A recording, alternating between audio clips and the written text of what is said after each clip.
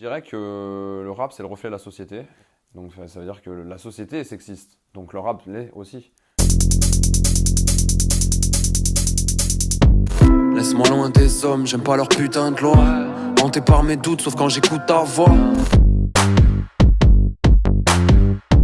Je suis pour que les êtres humains aient les mêmes droits et de tous sexes confondus. Donc à ce moment-là, si c'est ça être féministe, bien sûr que je suis féministe. J'ai toujours été sensibilisé à ce sujet-là. Je parle du sujet de l'inégalité homme-femme, de l'injustice que peuvent vivre les femmes dans le monde. Je suis le petit d'une famille de 5 enfants, j'ai une sœur, j'ai une mère. Et mes parents m'ont transmis réellement une éducation, par contre, très respectueuse des êtres humains, tout simplement. Encore une fois, ni homme ni femme, mais des êtres humains. Et j'ai surtout rencontré des femmes, j'ai eu des relations, j'ai tout simplement, je me suis intéressé à ça. Et donc ça m'a forcément sensibilisé. Si t'entends entre elles, balance des bords, c'est car longtemps que le vase déborde. J'ai écrit MeToo parce que déjà, la récurrence que j'ai retrouvée dans les histoires qu'on m'a racontées, que ce soit des agressions, du harcèlement, toutes ces choses-là, m'a alerté, m'a choqué.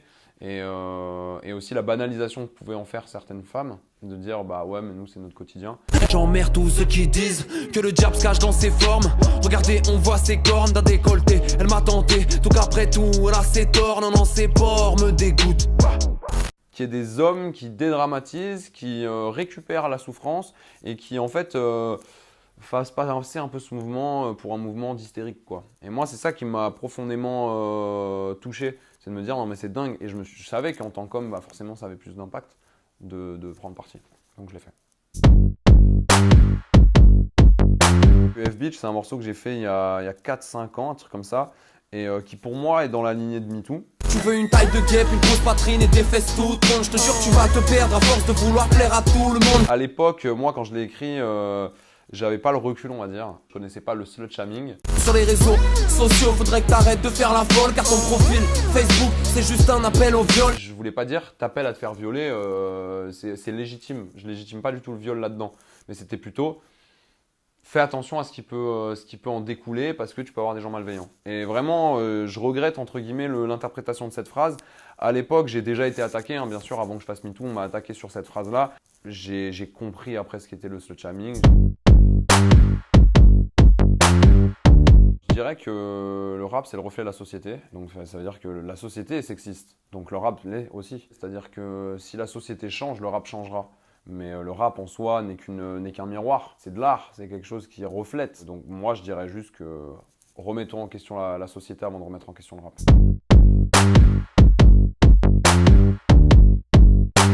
C'est un milieu aussi qui est très masculin. Effectivement, il y a des paroles qui sont sexistes. C'est juste une histoire de cul, c'est malheureusement le cas. Je ne serai pas ton fiancé, cœur brisé, le cul cassé. Je pense que c'est un code et c'est pas un code que moi j'irai défendre et que je vais porter avec mon rap. T'es juste bonne à te faire péter le rectum.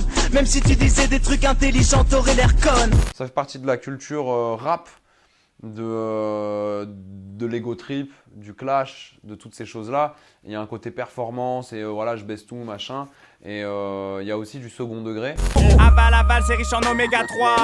Cavale sur mon cheval de Troie. On drague les pucelles avec du passo A. Je suis là pour piquer les beurrets de Booba. L'art, l'humour, les films, tout ça, c'est apprendre avec du recul. C'est peut-être ce degré-là qu'il faut enseigner aux gens, mais c'est peut-être pas au rap de se plier au premier degré des gens. C'est peut-être aux gens d'évoluer.